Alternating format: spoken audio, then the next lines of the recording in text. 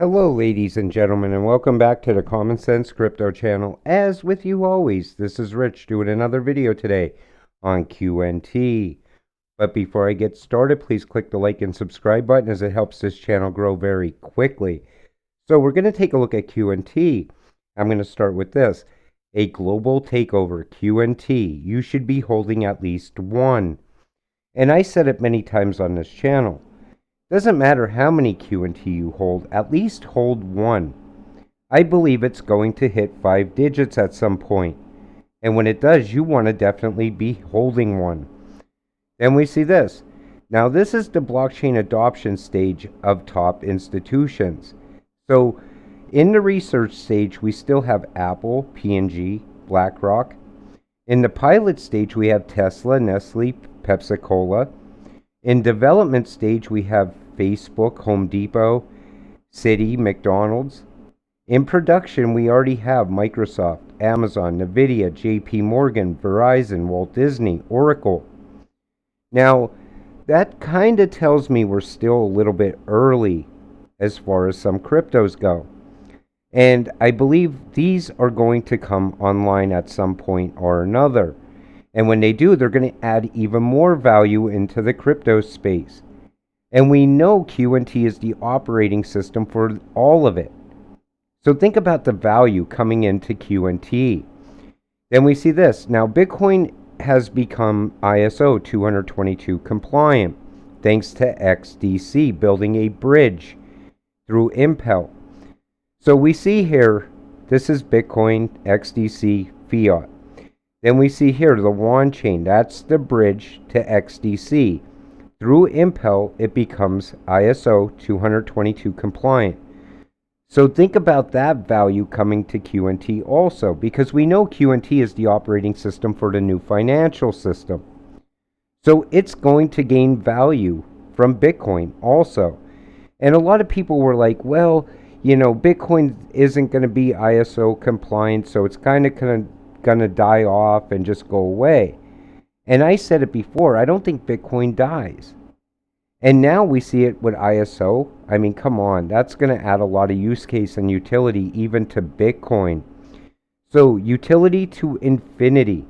Our interoperability effectively allows money, assets, and transactions to roam in the same way that your mobile phone roams. Think about that. That is endless utility. That is what you're investing in. Now, you mean to tell me you cannot see QNT getting to 5 digits? I think once the new financial system goes online, that's it. QNT is going to be over 10K. Then we see this, the private communications app fit for a king. Now, this is Volo. They're partnered with QNT, raising the bar for mobile apps. And the thing is, this is also big. This is a different use case outside of QNT's regular use cases as being an operating system for everything. And people always say to me, you know, if I had $100, I wouldn't put it in QNT. I'd buy XRP and I could get like 300 of it for 100. That was when it was down around 30 some cents. But the thing is, you buy one QNT, if it goes to 5 digits, off that $100, you made $10,000. So both partnered with Inside R3. Overledger supports XDC's hybrid network. Functions in Overledger are now available on XDC. And the reason I wanted to show you this is and we know both of them are in the CBDC conversations. But all of these ISO coins seem to be building bridges to other coins. Like I just showed you the bridge for XDC to make Bitcoin ISO 222 compliant. We know QNT is tied to LCX. We know it's also tied to Hedera. And all of these cryptocurrencies seem to be building bridges to each other to make one big system. That's where all the utility is going to be. These are the coins that will be around in the long term. Now we see Oracle, it's tied to Siemens, Allscripts, Epic, and the healthcare data. Think about that. How much data is in the healthcare system? Tons of data. It's just one more use case for QNT. because we know QNT also has a partnership with Oracle. These are made for a reason. These partnerships don't just happen. They happen for a reason. I've been saying that ever since I started talking about these ISO coins on this channel. I said they're all built for a single purpose inside of the new financial system, part of the fourth industrial revolution. All you have to do to be part of the fourth industrial revolution is just invest in these cryptocurrencies. It's that easy. If you miss out on this, it's because you didn't invest. And the thing is, I always tell you to diversify. Don't just buy into QNT. Just like don't just buy into XRP or XDC or XLM. Spread your money out a little bit. Buy a little bit of each. But you should definitely hold at least one whole QNT. Now, this is a breakdown of the new system. And we see here, QNT is always at the top because it's going to run all of it. It's going to be tied to XRP. It's going to be tied to XLM, HBAR, Stellar, Algorand, IOTA. They're all going to be tied together.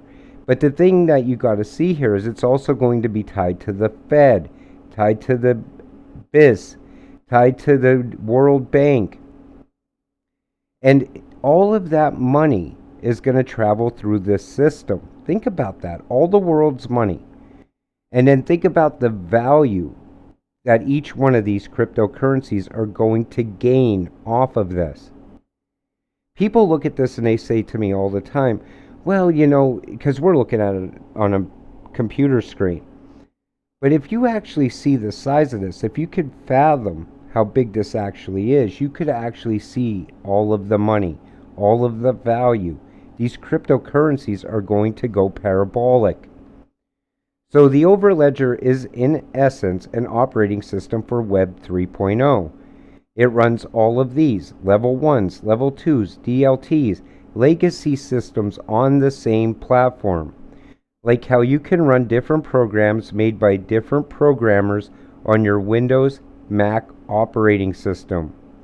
Think about that. It runs everything. That's why I told you in the last video I did on QNT that when you're buying QNT, it's like buying everything all at once. What I meant by that, not that you're buying every single cryptocurrency all at once, but you're buying Metaverse, Web3, everything. The banks are all going to be tied to this. It's going to be massive. So for a perfect global metaverse, you need total interoperability. Many firms can deliver this partly. Only one can deliver the complete package.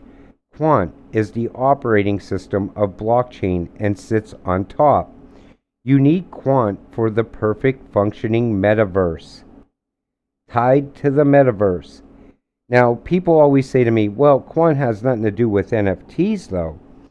Well, let's take a look at this. Like an email sent between Gmail and Outlook, an interoperable NFT could move from one big tech metaverse to another.